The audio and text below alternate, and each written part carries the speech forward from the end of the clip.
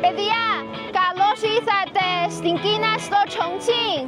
Γεια σου Κίνα, γεια σου Chongqing.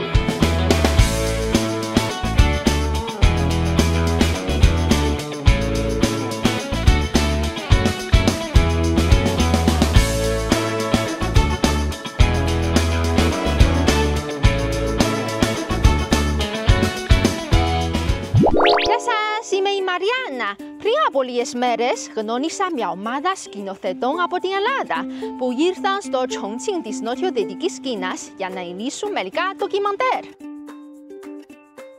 Με λένε Δημήτρη Παστοβασάκο. Είμαι καθηγητής στο τμήμα φωτογράφου της Σχολής Καλλιτεχνών του Αριστοτέλειου Πανεπιστήμιου της Θεσσαλονίκης. Είμαι σκηνοθέτης και έχω την τύχη να έχουμε έρθει στην Κίνα με μια ομάδα φοιτητών 7 ατόμων από την Ελλάδα.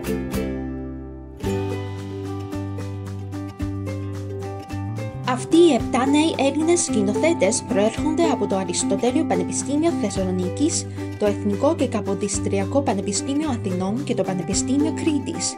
Υπό την καθοδήγηση του καθηγητή Δημήτρη Κουτσαμπασάκο και με την βοήθεια των Κινέζων φοιτητών που τους στήριξαν εθελοντικά, ολοκλήρωσαν την δημιουργία 7 ντοκιμαντέρ διάρκειας 10 περίπου λεπτών στο Chongqing, μια μητρόπολη στην νοτιοδυτική Κίνα.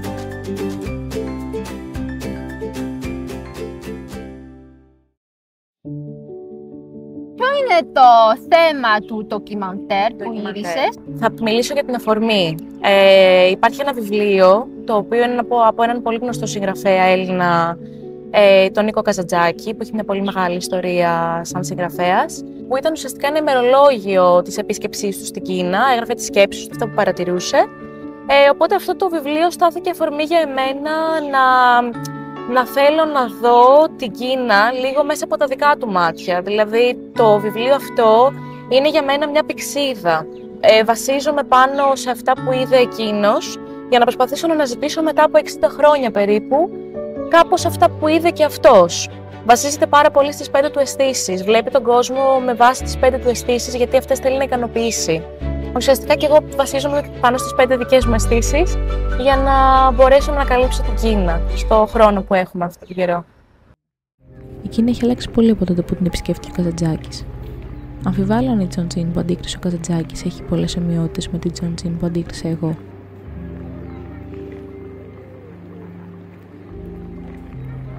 Αλλά αν είναι κάτι σίγουρο, 60 χρόνια μετά, είναι ότι η Κίνα έγινε και για μένα αυτό το λιβάδι στο οποίο οι αισθήσεις μου πάλευαν καθημερινά για να ανακαλύψουν κάτι ακόμη πιο πολύτιμο από την προηγούμενη μέρα. Δεν νομίζω να ξεχάσω ποτέ το πόσο φωτεινή είναι η πόλη το βράδυ και το πόσο σαν να έχει βγει από κάποια ταινία για το μέλλον, επιστημονικής φαντασίας είναι πανέμορφο. Η φιλικότητα, το πράσινο, η οργάνωση, είναι πάρα πολλά όμορφα πράγματα τα οποία με κάνουν να θέλω να τα ξαναδώ και κάποια στιγμή στη ζωή μου πάλι και να έχω και περισσότερο χρόνο να τα ανακαλύψω ακόμη περισσότερο. Το θέμα το ντοκιμαντέρ μου λέγεται ο ρυθμός της Chongqing, Pulse of Chongqing. Παρακολουθούμε μια μέρα από τη ζωή στη Chongqing, από τη στιγμή που ξημερώνει και πώς οι άνθρωποι βγαίνουν από τα σπίτια τους, πηγαίνουν στις δουλειές τους, με τα τρένα, με τα πόδια αυτά.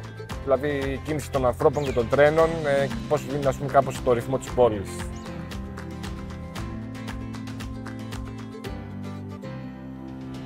Η εκδήλωση αυτή ονομάζεται 2024 κοιτάζοντας την Κίνα κινηματογραφικό project για νέους, Chongqing. 看中国省北京师范大学中国文化国际传播研究院2010年启动的一个项目。这个活动的特点是中外青年的文化交流，外国人来中国看中国，制作影像作品，然后国际传播。我们会配备中国的青年学生，跟他做制片人，协调相关的这个采访的活动。我们还会请中国的和外国的电影、电视的导师来现场指导，所以这样它是一个教学的实践，它又是一个文化的体验，还能够创作作品。看中国外国青年影像计划今年是第7次落地西南大学。西南大学新闻传媒学院非常重视这一次的活动，我们组织了前期的调研，和这个外方的导演在线上做了充分的沟通，选定了题目。他们来到了我们重庆以后呢，和今年的这些制片就深入到区县开展拍摄。Αυτός είναι ο συνεργάτης σου, έτσι? Είναι ένας από τους συνεργάτες μου, είναι ο διευθυντής φωτογραφίας και μοντέρ. Και είναι και μια άλλη κοπέλα, η CG, που είναι η παραγωγός. Και με βοήθησαν πάρα πολύ. 我们日常我跟导演是用英语交流，平时我们也会教导演说几句中文，比如说像你好、谢谢。他会说你好，会说谢谢，谢谢。Μπορείς να μάθεις το αγόρι κάποιες ελληνικές λέξεις? Γεια σου. Γεια σου. Ελλάδα. Καλημέρα. Καλημέρα. Γεια σου. Γεια σου. Καλημέρα. Καλημέρα. Γεια μας. Γεια μας. Ήταν όλα οργανωμένα, με πήγαν σε πάρα πολλά επιλεγμένα μέρη της πόλης και είχαν κανονίσει τα πάντα για να μπορέσουν να είναι όλα οργανωμένα και να μπορέσουμε να κάνουμε ένα καλό ντοκιμαντέρ. Ήταν πολύ όμορφη η συνεργασία μας γιατί μου έδειξε πάρα πολύ ωραία πράγματα για την Κίνα. Μπόρεσε να μου εξηγήσει λίγο την ιστορία, το οποίο ήταν πολύ σημαντικό για μένα για να καταλάβω καλύτερα τον τόπο στον οποίο βρίσκομαι. 那在这个合作的过程中，有一些什么样的收获吗？很多，我觉得最大的收获就是交流，就是因为我们在这儿生活了很长时间了，但是他是从一个不同文化背景的地方来的一个外国人，所以他有一些自己很独特的理解。我们有时候也会一起讨论，就是去对比，希腊的哲学家和我们中国的。早期哲学家之间的区别，所以就是这种不同文化之间的碰撞，我觉得非常有意思，也非常有收获。Ο δικός μου τίτλος είναι το Path to Fragrance. Έχει να κάνει γενικά με ένα ταξίδι στα αρώματα και στη φύση. Ακολουθώ μια γιαγιά η οποία πουλάει βραχιόλια από λουλούδια στους ανθρώπους στο μετρό και στην πόλη και παράλληλα παρατηρώ λίγο τι σημαίνει η σχέση βασικά των ανθρώπων με τις αισθήσεις τους, κυρίως με την όσφυξη και το πόσο είμαστε συνδεδεμένοι με αυτό.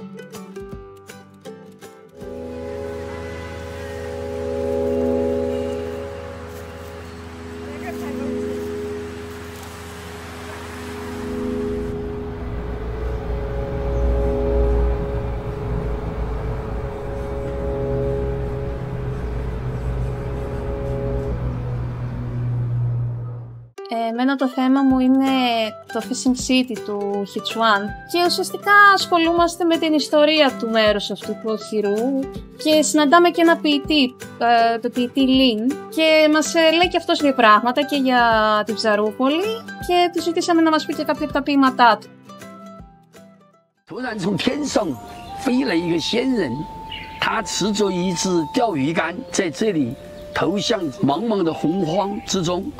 钓了个鱼虾，钓上来，给他们吃，救济了他们，因此这里叫钓鱼城。 Επιπλέον, το έργο της Ευθυμίας Αναγνωστίδου επικεντρώνεται στη μοναδική κουλτούρα μακροζωγείας στην περιοχή Changshu του Chongqing. Το έργο του Κωνσταντίνου Ποταμιάνου αφηγείται την ιστορία τριών αγκιοπλαστών και της κεραμικής του Rongchang, ενώ το έργο του Αντώνη Κορδάτου καταγράφει την ζωή των μοτοσικλετών στην περιοχή Jiangjin του Chongqing, από την παραγωγή τους, στην μεταφορά τους και τέλος την χρήση τους στην καθημερινή ζωή των τόπιων. Μετά από 2 εβδομάδες γυρισμάτων και μοντάζ, τα έργα τους προβλήθηκαν στην Σχολή Δημοσιογραφίας και Μέσων Μαζικής Ενημέρωσης του Νοτιοδυτικού Πανεπιστημίου. 他们有很好的哲学传统，所以你看这批作品呢，有很多充满诗意、充满哲学意蕴的这样一些影视的呈现，这也是非常独特的、带有希腊特色的这样一些作品的特点。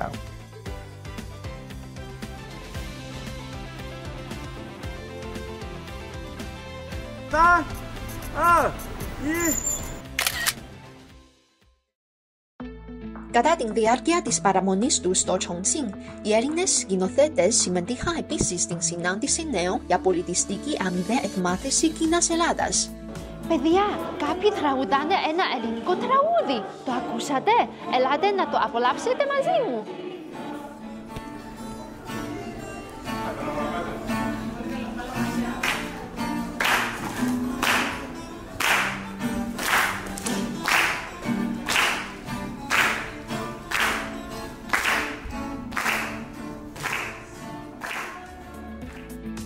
Αυτή η εκδήλωση οργανώθηκε από το Κέντρο Αρχαίου Ελληνικού και Κινέζικου Πολιτισμού, το οποίο ιδρύθηκε από το Νοτιοδυτικό Πανεπιστήμιο που βρίσκεται στο Chongqing, σε συνεργασία με 3 πανεπιστήμια της Κίνας και 4 πανεπιστήμια της Ελλάδας.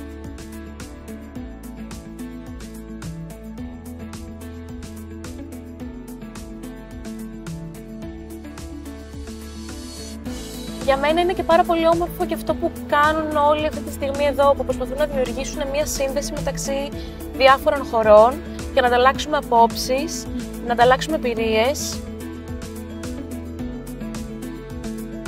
沙龙的标题叫做相逢即团圆 ，Meeting is reunion。这个摘自哈，我们这个西方理事会致习近平主席的一封信。他说，作为2大文明的代表，我们有一种天生的亲近感，相逢即团圆。中华文明源远流长，古希腊文明影响深远。中华文明和古希腊文明是东西方文明的代表。我们做中西文明互鉴的时候，实际上正是在促进东西方之间的对话。我们特别是应该寄希望于青年一代，他们用新的眼光来开辟新的文明交流的新的境界。 Η εκδήλωση έφτασε στο τέλος της, αλλά η ιστορία τους ή η ιστορία της πολιτιστικής αμοιβαίας εκμάθησης μεταξύ Κινέζων και Ελλήνων νέων συνεχίζεται.